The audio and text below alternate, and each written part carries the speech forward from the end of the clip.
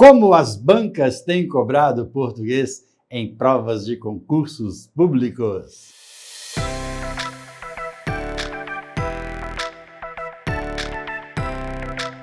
Todas as quintas-feiras, a partir das 19h30, lives bombásticas aqui em nosso canal. Aproveitando a oportunidade, continuam abertas as inscrições para o preparatório da Secretaria do Estado de Educação de Minas Gerais, com desconto até sexta-feira. Link na descrição.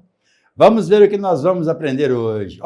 Eu vou passar a questão para vocês aqui, tá bom? Uma questão muito interessante aí da FGV 2022. Está assim, leia com atenção, estou arrepiando, os segmentos argumentativos a seguir. Assinale a opção que apresenta uma argumentação subjetiva. Letra A. A primeira causa de mortes de jovens da Espanha são os acidentes de trânsito, já que cada ano morrem cerca de 1.400 jovens entre 15 e 29 anos. Bem de bola. Esse é um filme tecnicamente perfeito, arrepio, mas o roteiro não é original nem me emociona. A letra C, já se comprovou que cerca de 44% das pessoas consultam o seu celular assim que se levantam. A letra D, se a mesa tem 1,5 m de comprimento, não a podemos colocar no salão, pois só há 1 metro de espaço livre. E, finalmente, a letra E, você não deve preocupar-se com esta prova. A maior parte dos candidatos é aprovada. E aí, saberia me mostrar qual é a alternativa correta? Na verdade, assim, hoje em dia, concurso público não é difícil, sabe? Ser aprovado em uma prova não é tão difícil assim. Mas nós precisamos de alguns elementos, né? Para que nós possamos pegar estes elementos e somá-los com as maldades, com as técnicas, para a gente ser aprovado em um concurso público. Essa questão, por exemplo, é uma questão muito maldosa, e a maldade dela começa na pergunta, porque se a banca fala assim, assinale a opção que apresenta uma argumentação subjetiva. Aí vem a pergunta, se a pessoa não souber o que é uma argumentação subjetiva, ela erra a questão mesmo tendo domínio de gramática, tá? Então eu vou passar aqui para a tela de baixo e vou mostrar uma coisa interessante para vocês. Esta palavra subjetivo ou subjetiva, né? Ela é uma palavra que nós, independentemente de concurso, independentemente da área, nós precisamos conhecê-la.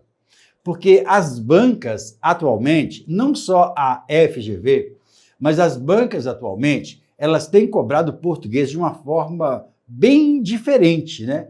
Então, quer dizer, se você não tem esta maldade, esta estratégia, você acaba errando a questão. Olha só que interessante. A palavra subjetivo é uma palavra que está relacionada a pessoal, tá? Pessoal, sujeito, individual, primeira pessoa. Esta é a dica para a palavra subjetivo. Se eu pego um fragmento de uma lei, por exemplo, né, o direito subjetivo constitui um meio de proteção da liberdade individual, pessoa por pessoa, não é verdade? Então, quer dizer, ele se está relacionado à coletividade, ou melhor, se está relacionado ao individualismo, a mim, então não é que esteja relacionado ao coletivo, ainda que alcance mais pessoas, mas a questão é o individual. Eu, particularmente, dentro das minhas necessidades, dentro das minhas aspirações e por aí vai. Ou seja, inicialmente é só isso que você precisa saber a respeito da palavra subjetivo. Dentro, por exemplo, das orações subordinadas substantivas, que nós não vamos trabalhar hoje, são 6 orações, né? Tem a objetiva direta, a objetiva indireta, a completiva nominal, a predicativa, a positiva e a subjetiva. Filhão, não é sobre o assunto, tá? Não vou dar aula de orações subordinadas, mas só para você perceber a relação de sentido tratando da palavra subjetivo. Quando uma questão ou uma oração, ela for objetiva direta, é porque ela exerce a função sintática de um objeto direto. Quando ela for objetiva indireta, ela exerce a função sintática de objeto indireto. Claro que eu não ensino assim. Quando ela for a positiva, ela exerce função sintática de aposto. Predicativa, predicativo do sujeito. Completiva nominal, complemento nominal. E agora vem um detalhe. E a subjetiva. O que é uma oração subordinada substantiva subjetiva? É aquela que vai exercer a função sintática de sujeito. Sujeito, pessoal, tá? Então é muito importante você guardar esses detalhes aí. Agora, já que você aprendeu esta questão, então qual é a dica? A dica é a seguinte: você vai observar qual é a informação que está na primeira pessoa. A informação que estiver na primeira pessoa, ela será a subjetiva. Olha que legal, muito bacana, né? Já pensou se a banca te perguntasse assim, olha, marque a oração ou o contexto, a informação abaixo que estiver na primeira pessoa. Quer dizer, é muito fácil. Ou seja, a situação é fácil. O conhecimento ele é tranquilo para você compreender, mas a forma que a banca tem para perguntar é isso que tem realmente, às vezes, confundido alguns candidatos. Ó, FGV, não é só FGV, as bancas na atualidade elas são assim, muito rigorosas e elas têm cobrado o português dessa forma, contextualizado, legal? Bom, já que você entendeu, para eu descobrir se a expressão em que pessoa que ela está, eu tenho que achar o verbo, né? Então vamos lá. A primeira causa de morte de jovens na Espanha são. Aqui eu tenho o verbo são, ó. Então o que você vai fazer?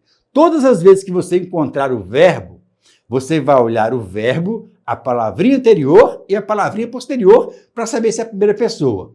Quem são? Eles são. Terceira pessoa. Os acidentes de trânsito, já que cada ano morrem, tá? Então tá, que morrem. Aí quem morre? Eles morrem. Antes da palavra que tem Espanha, depois da palavra tem os, que é artigo, belezinha?